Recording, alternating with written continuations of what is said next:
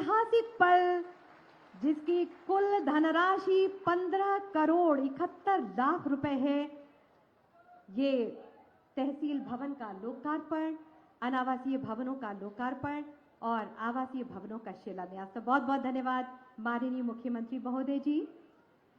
स्पष्ट लक्ष्य, सटीक रणनीति, न रुकना न थकना, नई नित सकारात्मक सोच से प्रदेश को विकास की ऊंचाइयों की ओर ले जाने में पूरी तरह सक्षम सुशासन के प्रतीक माननीय मुख्यमंत्री माननीय श्रीमान योगी आदित्यनाथ जी से मैं बहुत ही आदर के साथ निवेदन करती हूँ, प्रार्थना करती हूँ कि आज के शुभ मौके पर अपने आशीर्वचनों से हम सभी को अनुग्रहित करने की कृपा करें। आप सबकी प्रणाम रूपी तालियों के साथ। भारत माता की, भारत माता की, भारत माता की। वंदे वंदे वंदे।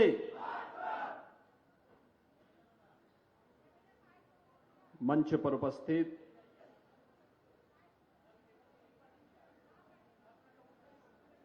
भारतीय जनता पार्टी के प्रदेश के उपाध्यक्ष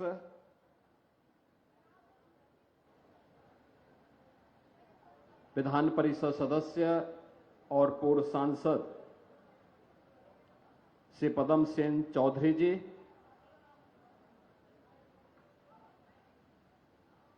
बलहा की लोकप्रिय विधायक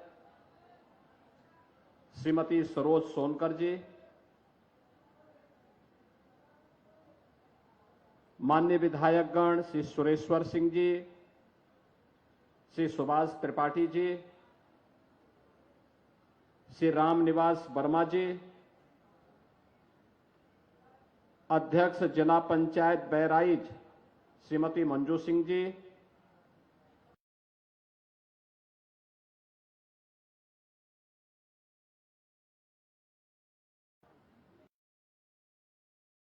श्री ब्रजेश पांडे जी, पूर्व मंत्री श्री मुकुट बिहारी वर्मा जी, पूर्व सांसद श्री अक्षयवल लाल गौड़ जी, सभी माननीय जनप्रतिनिधिगण, बहराइच से जुड़े हुए सभी उपस्थित बहनों और भाइयों, बलहा विधानसभा क्षेत्र के इस मिहीपुरवा यानी मोतीपुर में नई तहसील भवन के लोकार्पण और तहसील के अधिकारियों और कर्मचारियों के लिए आवासीय भवन के शिलान्यास के लिए आयोजित आज के समारोह के अवसर पर मैं आप सभी इस पूरे तहसील वासियों को और पूरे बहराइच जनपद के वासियों को हृदय से बधाई देता हूं और उन सब के प्रति अपनी शुभकामनाएं भी देता हूं। बहराइच जनपद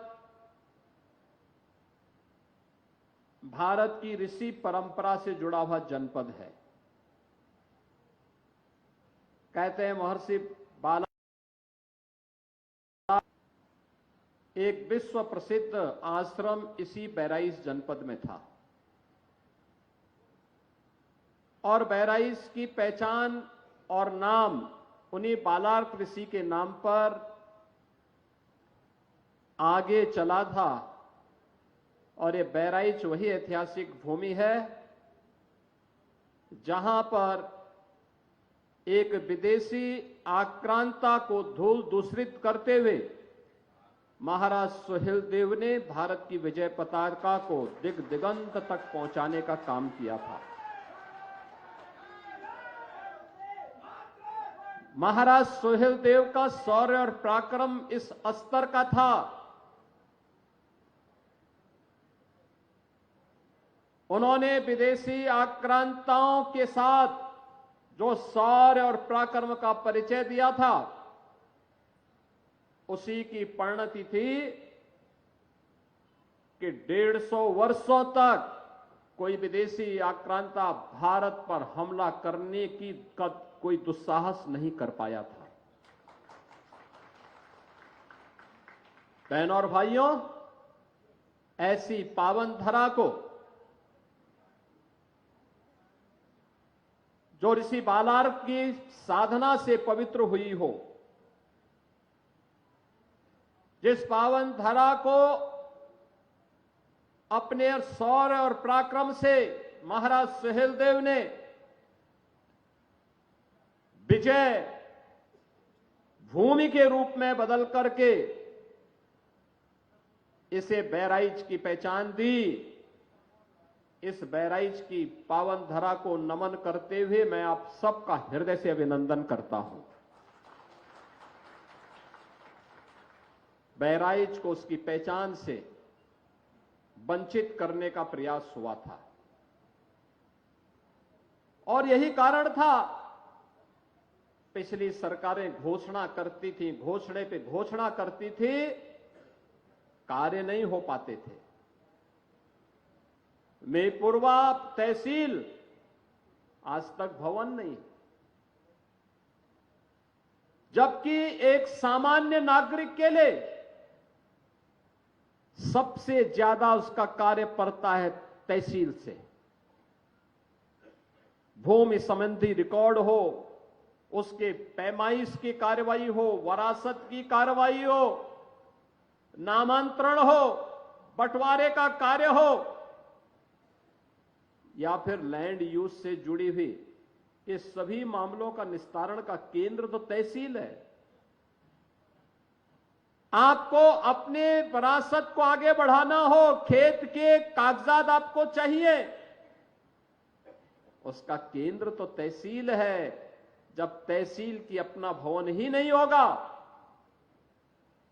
एक सामान्य न्याय को राजस्ववाद से जुड़े हुए मामलों में क्या न्याय मिल पाएगा? बहनों और भाइयों, जब 2017 में भारतीय जनता पार्टी के डबल इंजन की सरकार प्रदेश में आई,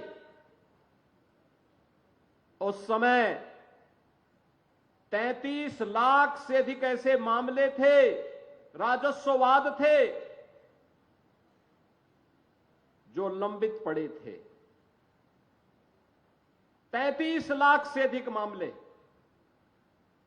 जिसमें वरासत का मामला था, नामांतरण का मामला था, लैंड यूज के मामले थे, बंटवारे के मामले थे, पैमाइश के मामले थे।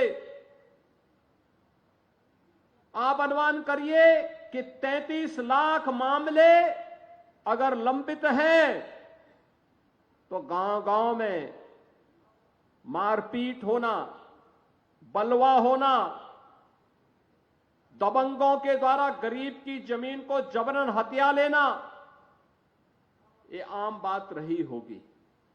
और यही कारण था उत्तर प्रदेश में पिछली सरकारों के निकम्मेपन के कारण, बेईमानी और भ्रष्टाचार के कदर उन्होंने इन केंद्रों को अड्डा बना दिया था। एक सामान्य नागरिक न्याय की उम्मीद नहीं कर सकता था। गरीब की आवाज को दबाई जाती थी।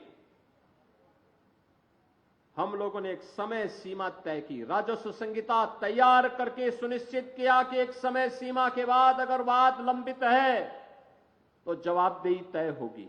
जिस स्तर पर लंबित है, एसडीएम के स्तर पर, तहसीलदार के स्तर पर, नायब तहसीलदार के स्तर पर, कानून गो के स्तर पर, लेखपाल के स्तर पर, जिस भी स्तर पर लंबित है उसके लिए जवाबदेही तय होगी। और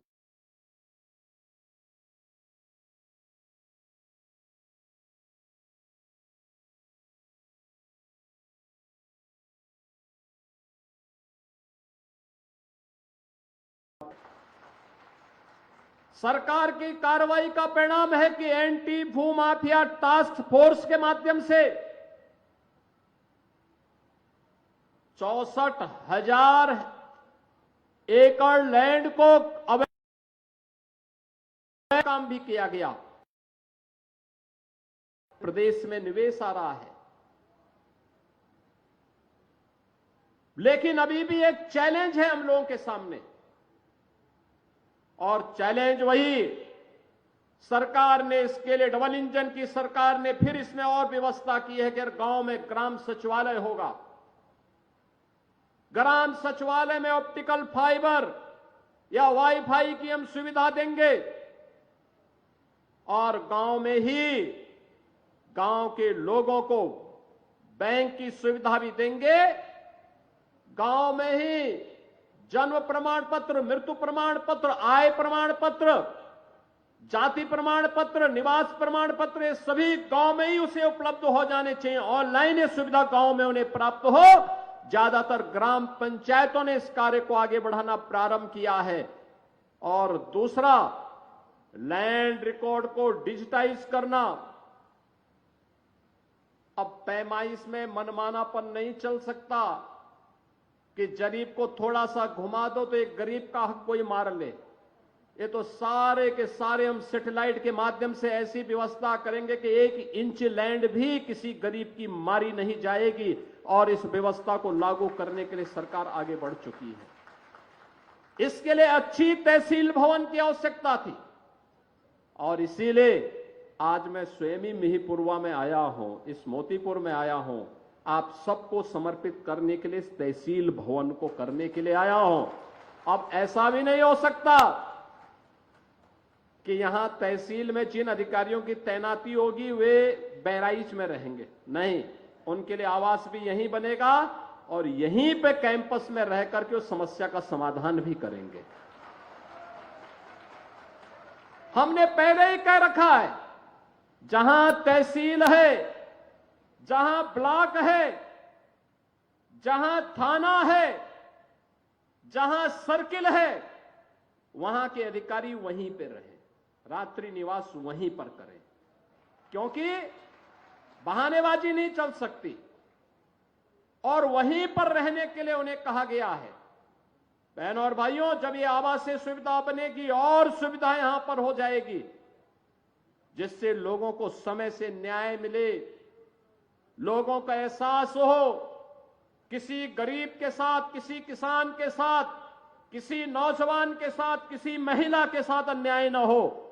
ये डबल इंजन की सरकार प्रधानमंत्री मोदी जी के नेतृत्व में इसको प्रभावी ढंग से लागू करने के लिए पूरी प्रतिबद्धता के साथ लगी हुई है। और इसी दृष्टि से बहनों भाइयों, आज मुझे यहां पर इस तहसील के लोकार्पण कार्यक्रम में आवासीय भवनों के शिलान्यास कार्यक्रम के लिए स्वयं यहां पर आना पड़ा है।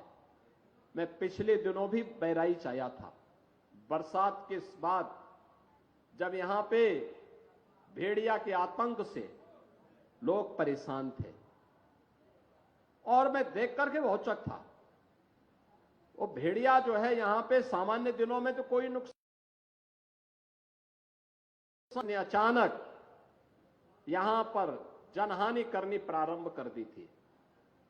काफी बच्चों को उसने अपना शिकार बनाया था और अंततः पकड़ा गया।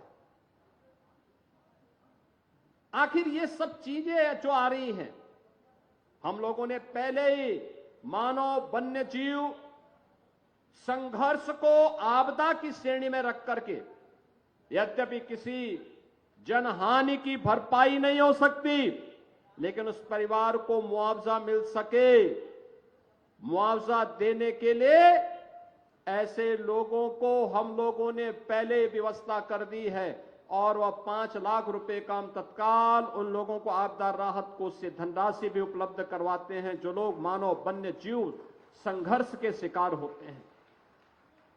अनंत संभावनाओं को समेटे हुआ यह बहराइच जनपद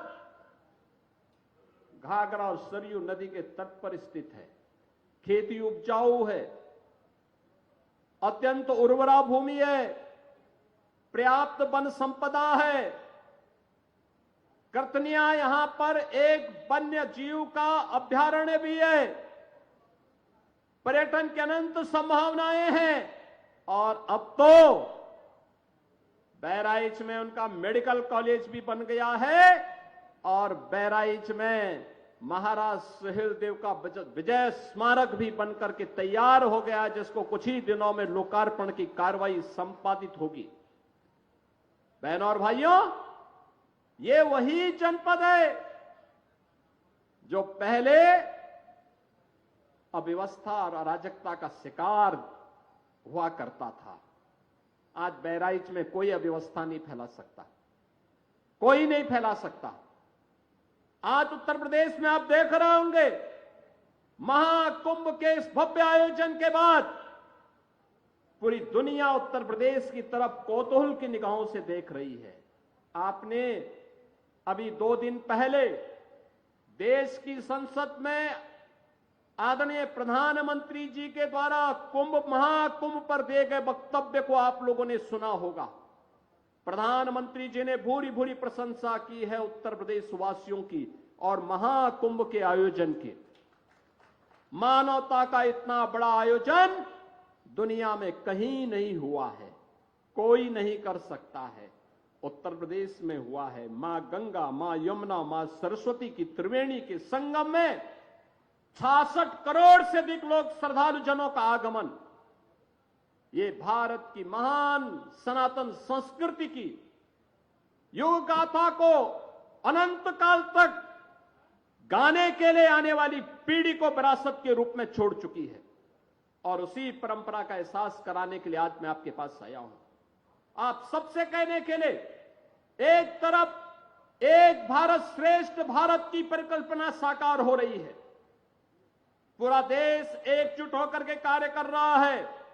उन स्थितियों में मैं सभी उत्तर प्रदेश वासियों से कहना चाहूंगा, जब भारत की सनातन संस्कृति और भारत की परंपरा का गुणगान दुनिया कर रही है, तब भारत के महापुरुषों के प्रति श्रद्धा और सम्मान का भाव हर नागरिक का दायित्व होना चाहिए। उन स्थितियों में किसी भी आक्रांता को महिमा मंडन नहीं करना चाहिए। आक्रांता का महिमा मंडन का मतलब देशद्रोह की नींव को पुख्ता करना, और स्वतंत्र भारत ऐसे किसी देशद्रोही को स्वीकार नहीं कर सकता है जो भारत के महापुरुषों को अपमानित करता हो, उन आक्रांताओं का महिमा मंडन करता हो जिन आक्रांताओं ने भारत की सनातन संस्कृति को रौंदने का कार्य किया था, बहन बेटियों की इज्जत पर हाथ डालने का काम किया था, हमारी आस्था पर प्रहार किया था, उसे आज का ये नया भारत स्वीकार करने को कतई तैयार नहीं है।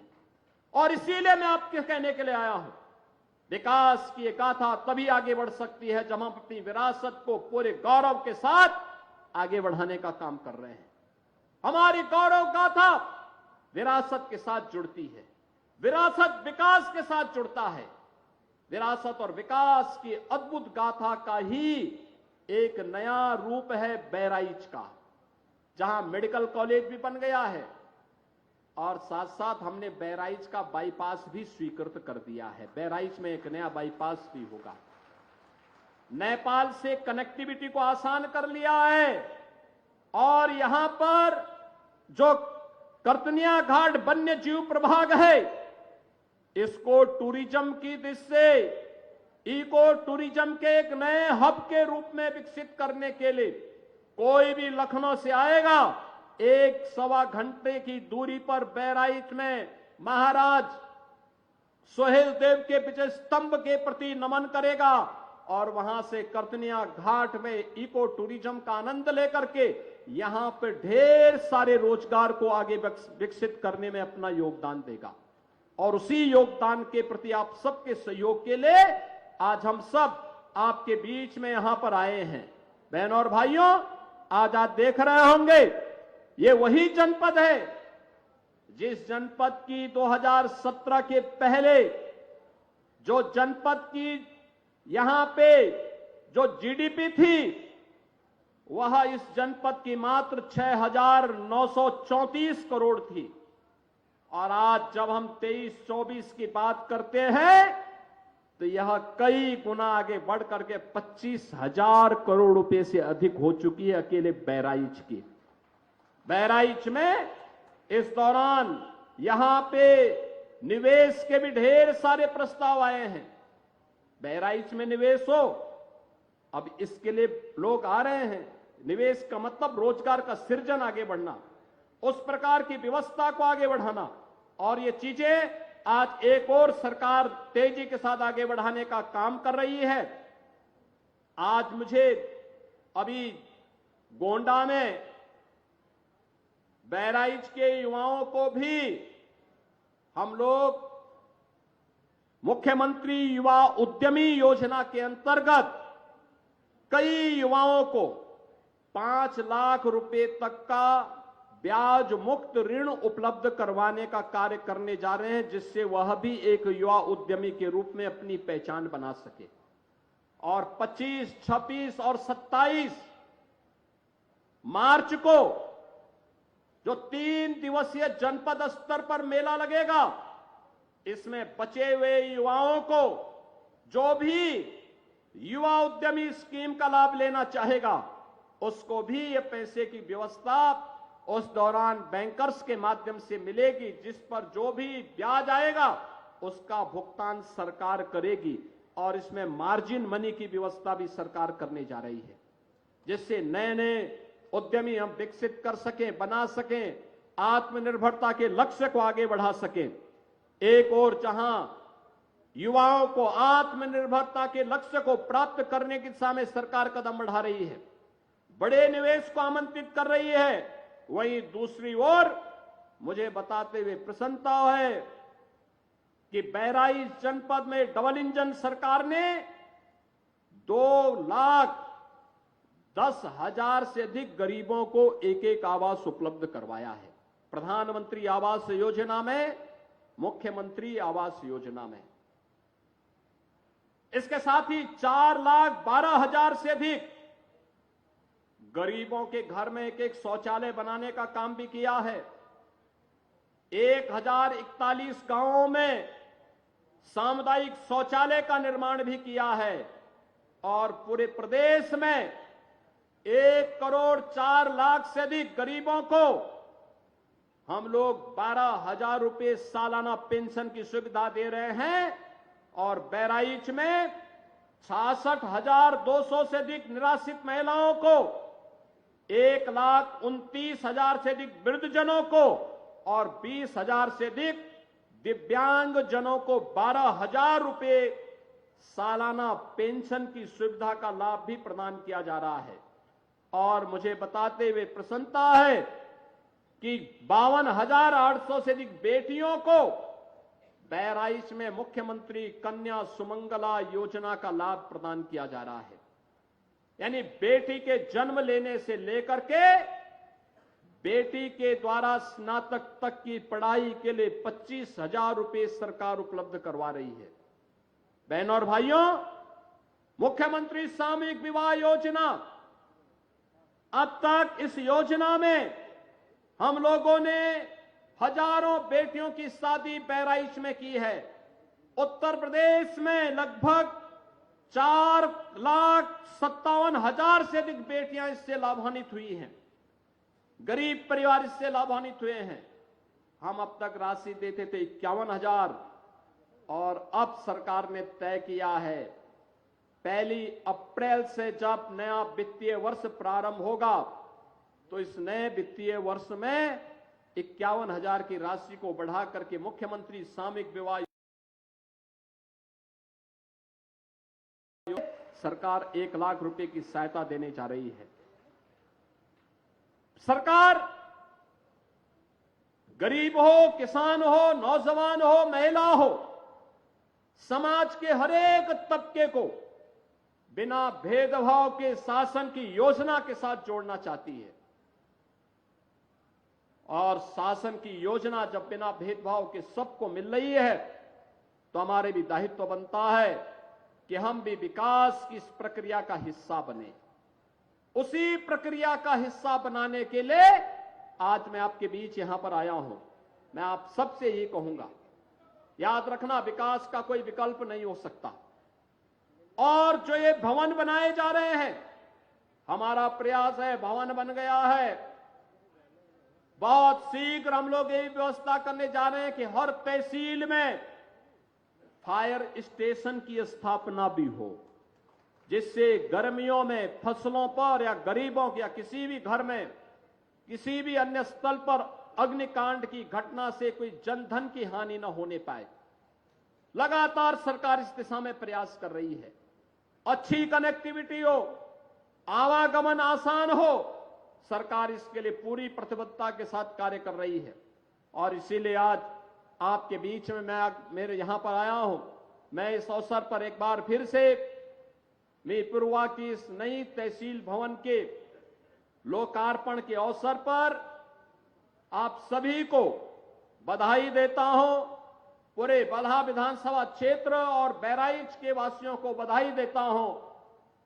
आप सबको मैं आगामी चैत्र नवरात्रि का कार्यक्रम प्रारंभ होने जा रहा है 30 मार्च से, नवरात्रि की भी और रामनवमी की भी हृदय से बधाई देते हुए अपनी शुभकामनाएं देता हूं और विश्वास करता हूं कि सुशासन और विकास की इस रफ्तार के साथ कदम से कदम मिलाकर के आप हमारे जनप्रतिनिधियों के साथ आगे बढ़ेंगे।